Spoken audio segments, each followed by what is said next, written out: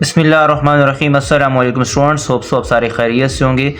आज मैं आप लोगों के लिए फ़िज़िक्स का जो मॉडल पेपर आया फेडरल बोर्ड की वेबसाइट पे, उसमें जो न्यूमेरिकल्स हैं वो सॉल्व किए हैं, और इसके अलावा इनमें से जो भी न्यूमेरिकल्स आएंगे, इनके जैसे न्यूमेरिकल जो आएंगे वो भी आपको मैं कंसेप्ट जो है वो क्लियर करवा दूंगा। और इन जितनी भी टॉपिक्स हैं इनके न्यूमेरिकल्स आप लोगों ने मस्ट प्रिपेयर कर लेने हैं, जो कि आपके पेपर पॉइंट ऑफ व्यू से बहुत ज़्यादा इंपॉर्टेंट है। सबसे पहले मैंने कल आपको गैस में बताया था कि how we can find the cost of the electricity, तो वो हमने फाइंड करना है कि कैसे हम लोग कॉस्ट, ये बहुत इंपॉर्टेंट शॉर्ट क्वेश्चन है।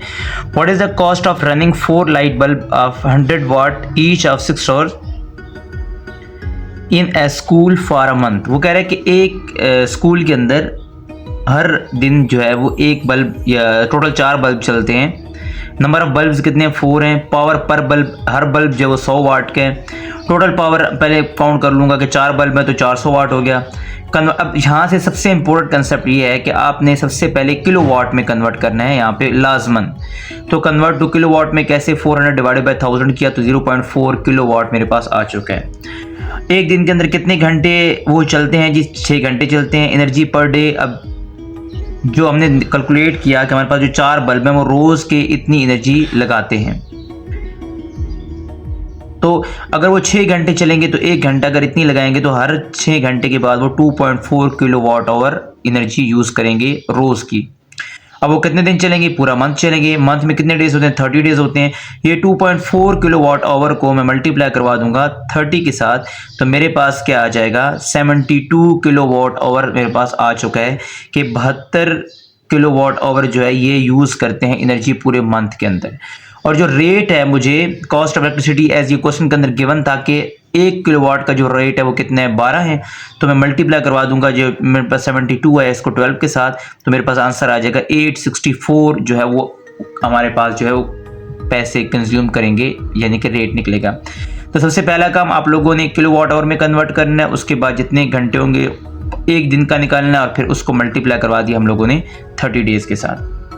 लास्ट में जो आंसर आ गया टोटल कंज्यूमिंग, तो उसको हम मल्टीप्लाई करवाते हैं जो बिजली का रेट होता है। अगला न्यूमेरिकल है रेडियो एक्टिव, बहुत ही इंपॉर्टेंट न्यूमेरिकल है, ये आपने ईच एंड एवरीथिंग इसमें समझनी है। A radio active substance has a half life of 6 hours, it's initial amount is 300 grams, calculate the amount left after 18 hours. सबसे पहला काम, जब भी इनिशियल अमाउंट होती है, वैसे ही फार्मूला है, इस फार्मूले के अंदर ये जो होता है ये लेफ्ट अमाउंट होती है, ये बच जाता है। जो ये हमेशा हमारे पास होता है इनिशियल, एंड नॉट हमेशा क्या होता है? इनिशियल होता है। मैं यहाँ पे लिख रहा हूँ, ये आप लोग नोट कर लें कि ये इनिशियल हमारे पास अमाउंट होती है हमेशा से। हाफ लाइफ 6 आवर्स है, ये गिवन होती है। टोटल टाइम कितना है? 18 है। सबसे पहले तो मुझे ये ढूंढना है कि अगर एक हाफ लाइफ 6 घंटे की है तो 18 घंटों में कितनी हाफ लाइफ गुजरेंगी, क्योंकि ये n जो है ये नंबर ऑफ हाफ लाइफ होता है, स्मॉल n नंबर ऑफ। ये फार्मूला है जी n is equal to n not 1/2n। आपके पास अगर स्मॉल n है और ये है तो आप लोग इजीली फाइंड कर सकते हैं।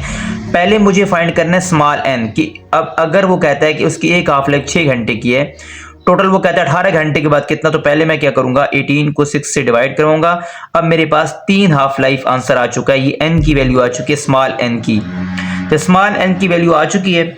n नॉट की वैल्यू मुझे गिवन है 300 ग्राम, मैंने पुट कर दिया, 1/2 फार्मूले के अंदर है, और n जो है वो 3 मैंने कैलकुलेट कर लिया, इसके अंदर मैंने वैल्यूज पुट की, तो मेरे पास 37 ग्राम जो है वो बच गया है। यही फार्मूला है, दोबारा से मैं यहाँ पे लिख रहा हूँ, n is equal to m not 1/2n।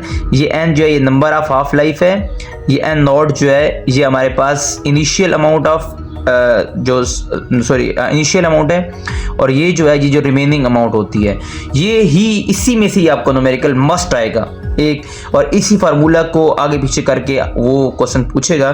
तो ये आपके उसमें था, एक मैंने सॉल्व करवा दिया। आप आपकी बुक के ऊपर भी आपके कुछ क्वेश्चंस हैं, आप इस पे लाजमन प्रैक्टिस करिएगा इस क्वेश्चन पे। आगे हम लोग देख लेते हैं इसका एक और मैं न्यूमेरिकल लेके आया, ये लॉन्ग क्वेश्चन आया था, इसमें मैंने सारे कंसेप्ट क्लियर करवा दिए हैं। वो कहते हैं कि 3 रजिस्टर हैं, 5 ओम का, 10 ओम का, 15 ओम का, वो कनेक्ट है पैरेलल के अंदर। मैंने पैरेलल वाला भी करा दिया और सीरीज वाला भी करा दिया ताकि आप लोगों के लिए आसान हो जाए। अक्रॉस 30 वोल्ट बेल्टी, calculate the equivalent resistance, total current and, 3 चीज़ें फाइंड करनी है, equivalent resistance, total current and हर जो रजिस्टर है उसके अलग करंट फाइंड करना है। R1 गिवन है, R2 गिवन है, R3 गिवन है, वोल्टेज भी गिवन है। कनेक्शन टाइप पैरेलल, अगर पैरेलल होगा तो पैरेलल के लिए हमेशा फार्मूला ये होगा, और अगर सीरीज होगा तो सीरीज के लिए हमेशा फार्मूला ये होगा। ये आप लोगों ने रट लेने हैं फार्मूला। यही मेन कंसेप्ट है कि पैरेलल के लिए रेसिप्रोकल होता है और सीरीज के लिए हमारे पास ऐसे नॉर्मल होगा।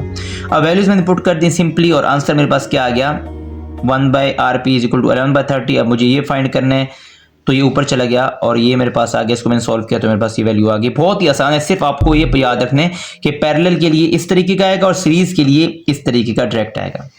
अब करंट फाइंड कैसे करते हैं स्टूडेंट्स, आपको पता है कि हम लोग फार्मूला पढ़ चुके हैं, V = IR। ये रजिस्टर का फार्मूला होता है, ओहम लॉ है ये। मुझे क्या फाइंड करना है, करंट, तो करंट इधर ही रह जाएगा, तो क्या बचेगा, I = V/R। V की वैल्यू मुझे गिवन है, R की गिवन है, तो मैं I1 के लिए R1 पुट करूंगा। 30 मेरे पास V था, R1 क्या है 6 एम्पेयर आ गया। I2 के लिए 30, दूसरा मेरे पास क्या था 10, पुट किया 3 एम्पेयर। तीसरा 15 था, 30/15 = क्या आ गया 2 एम्पेयर। और टोटल करंट अब कितना होगा, जो तीसरा पार्ट था, I1 भी फाइंड कर लिया, I2 भी फाइंड कर लिया, I3 भी फाइंड कर लिया, तीनों को मैं ऐड कर दूंगा तो मेरे पास आंसर आ जाएगा। इसमें से एक बहुत ही इंपॉर्टेंट मस्ट न्यूमेरिकल आता है, मस्ट, ये याद रखें। बस आप लोगों ने कंसेप्ट क्या क्लियर रखना है कि पैरेलल के केस में रेसिप्रोकल में होगा और सीरीज में इस तरीके से होगा। ये आप लोगों ने याद कर लिया तो आप लोगों का एक न्यूमेरिकल कंफर्म हो जाएगा। इसी की जैसा एक और भी आएगा, वो आपको बता देता हूँ। अच्छा, इसके बाद हमारे पास जी 2 न्यूमेरिकल और थे। एक हमारे पास इसमें से भी न्यूमेरिकल आ सकता है, ये इस दफ़ा पहला कंसेप्ट है, पहले इसमें नहीं था। वो कहता है कि 2 identical batteries each with an EMF of 15 volt, दोनों बैटरीज हैं, दोनों की जो EMF है वो 15 वोल्ट आर कनेक्टेड, वो आपस में क्या है, कनेक्ट हो चुकी हैं, उनको हमने कनेक्ट किया हुआ है। अब वो क्या कह रहा है कि आपने क्या फाइंड करना है इन सीरीज में और पैरेलल में। सीरीज में हमेशा जो होता है EMF आपस में ऐड होती हैं, और पैरेलल में सारी EMF जो होती हैं वो आपस में इक्वल होती हैं। इसमें ऐड कर ली 30 आ गई और इसमें इक्वल थी तो 15 = 15 आ गया।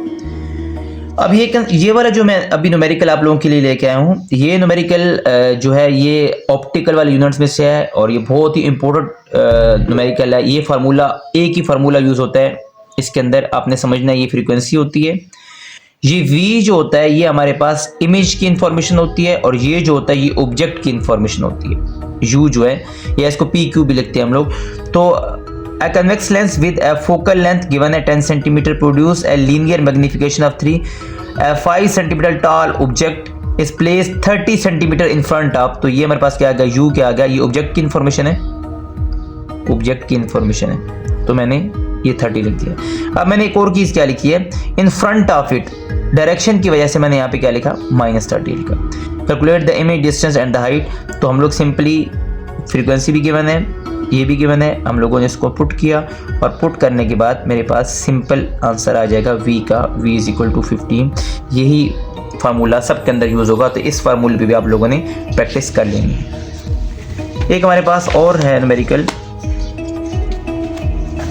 और ये ही आप लोगों को पहले मैंने काफ़ी गैस के अंदर वॉल्यूमेट्रिक एक्सपेंशन और लीनियर एक्सपेंशन के बारे में बता चुका हूँ। तो वॉल्यूमेट्रिक एक्सपेंशन और लीनियर एक्सपेंशन के अंदर मेरे पास क्या क्या होगा, सबसे पहले कि वो कहता है कि a solid cube of side length 5 cm at 150 is heated। हमने फाइंड क्या करना है, initial volume, increase in volume and final volume. जब भी एक्सपेंशन की बात होगी, वॉल्यूम एक्सपेंशन की, तो वॉल्यूमेट्रिक एक्सपेंशन है। अगर यहाँ पे लीनियर की बात की होती तो ये लीनियर एक्सपेंशन होता। सबसे पहले साइड लेंथ कितनी है, 5 सेंटीमीटर है, टाइम 150 था, पहला टेम्परेचर था, दूसरा टेम्परेचर है 600।